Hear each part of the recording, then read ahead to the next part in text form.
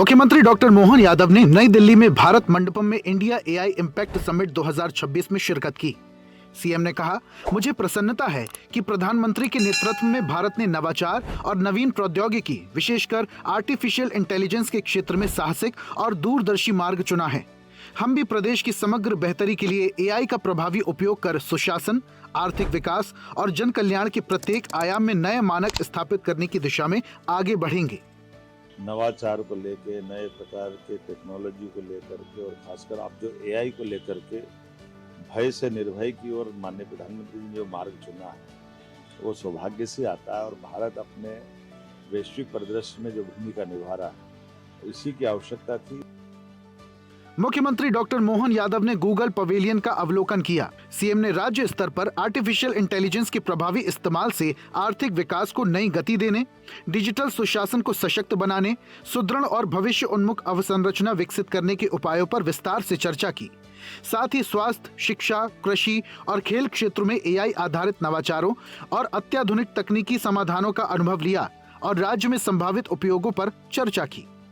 और हम अपने राज्य की बेहतरी के लिए किसानों की फसल में बीमारी से लेकर उनको उत्पादन बढ़ाने तक, सिंचाई के रकबे से लेकर भविष्य में फसल की सही दाम दिलाने तक एआई का पर्याप्त उपयोग करते हुए हम हर क्षेत्र में आए।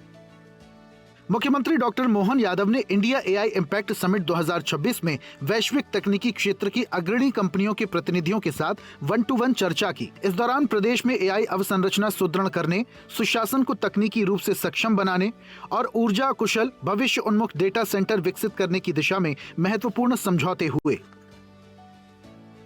मुख्यमंत्री डॉक्टर मोहन यादव ने कहा कि प्रदेश में शिक्षा के क्षेत्र में सांदीपनी विद्यालयों तथा पीएम श्री एक्सीलेंस कॉलेज में आर्टिफिशियल इंटेलिजेंस के प्रभावी उपयोग की दिशा में हम आगे बढ़ रहे हैं। सुशासन के साथ ही पर्यटन प्रबंधन एवं आगामी सिंहस्थ महापर्व की सुव्यवस्थित, सुरक्षित और स्मार्ट व्यवस्थाओं के लिए भी एआई की महत्वपूर्ण भूमिका सुनिश्चित की जा रही है। हमारे सांदीपनी विद्यालयों के भवन इस प्रकार से बनाया गया है जो कई प्रकार के नवाचारों के आधार पर भी और टैलेंट को डेवलप करने के लिए स्कूली एजुकेशन से भी एआई का उपयोग कितना अच्छा हो सकता है। और पीएम एक्सीलेंस कॉलेज जो हमने हायर एजुकेशन में लागू की, प्रत्येक क्षेत्र में हम एआई का उपयोग करने जा रहे हैं। मुख्यमंत्री डॉक्टर मोहन यादव ने कहा कि मध्य प्रदेश में एआई के क्षेत्र में व्यापक संभावनाएं हैं। स्टार्टअप प्रोत्साहन, उद्योग एवं अनुसंधान क्षेत्र में एआई के उपयोग को बढ़ावा दिया जा रहा है। डेटा सेंटर और एआई पार्क विकसित करने के साथ एआई तकनीकों के माध्यम से युवाओं के लिए अधिकतम रोजगार सृजन की दिशा में कार्य किया जा रहा है।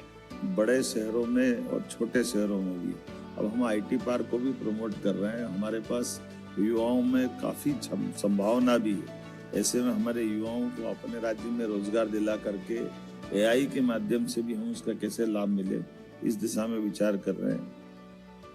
मुख्यमंत्री डॉक्टर मोहन यादव ने कहा कि कृषि क्षेत्र में आर्टिफिशियल इंटेलिजेंस का उपयोग तेजी से बढ़ रहा है।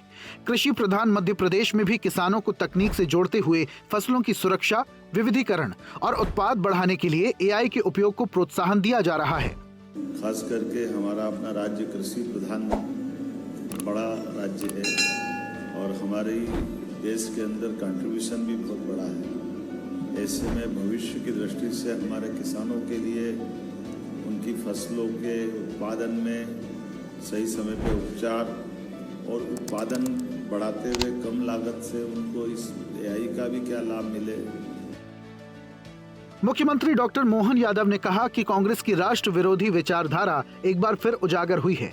इंडिया एआई इम्पैक्ट समिट 2026 में देश की उपलब्धियों के बीच कांग्रेसियों का किया गया हंगामा देश की प्रगति से उपजी बेचैनी का प्रतीक है।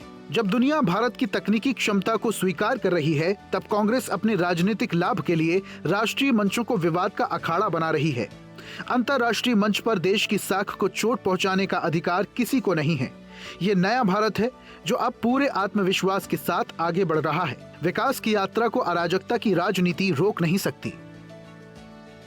मुख्यमंत्री डॉक्टर मोहन यादव ने नई दिल्ली में चल रही इंडिया एआई इम्पैक्ट समिट 2026 में महाराष्ट्र के मुख्यमंत्री देवेंद्र फडणवीस से आत्मीय भेंट की।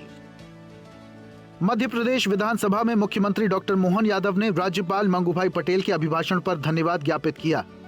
सीएम ने कहा, मध्य प्रदेश सरकार पशुपालन एवं दुग्ध उत्पादन को प्रोत्साहित कर ग्रामीण अर्थव्यवस्था को मजबूत बनाने की दिशा में निरंतर अग्रसर है।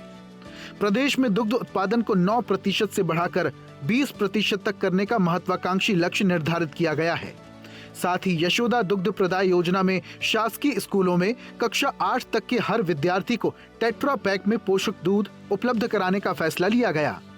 प्रत्येक सरकारी स्कूल में प्राइमरी से लेके 8वीं तक की कक्षा में 3,500 करोड़ के आधार पर सारे बच्चों के लिए दूध पिलाने का ये संकल्प लिया, जिसको मां यशोदा के नाम पे समर्पित किया। मुख्यमंत्री डॉक्टर मोहन यादव ने कहा, कृषक कल्याण वर्ष 2026 के अंतर्गत खेत से खलिहान तक बदलाव का संकल्प लिया गया है। कृषि को आधुनिक तकनीक, नवाचार और कृषि आधारित उद्योगों से जोड़कर किसानों की आय में वृद्धि एवं प्राकृतिक खेती को बढ़ावा देने हेतु सतत प्रयास किए जा रहे हैं।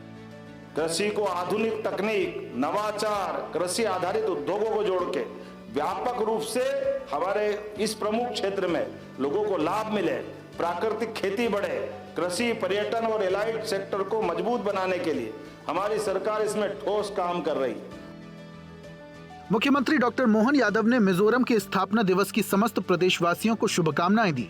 सीएम ने कहा, समृद्ध संस्कृति और प्राकृतिक सौंदर्य से सुसज्जित मिजोरम निरंतर विकास, शांति और खुशहाली के नए आयाम स्थापित करते रहे, यही मंगल कामना है।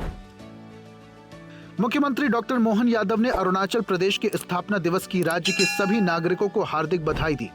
सीएम ने कहा, प्राकृतिक सौंदर्य, समृद्ध सांस्कृतिक विरासत और आध्यात्मिक परंपराओं से समृद्ध ये प्रदेश निरंतर प्रगति के पथ पर अग्रसर रहे, विकसित भारत के संकल्प को सशक्त बनाता रहे, यही कामना है।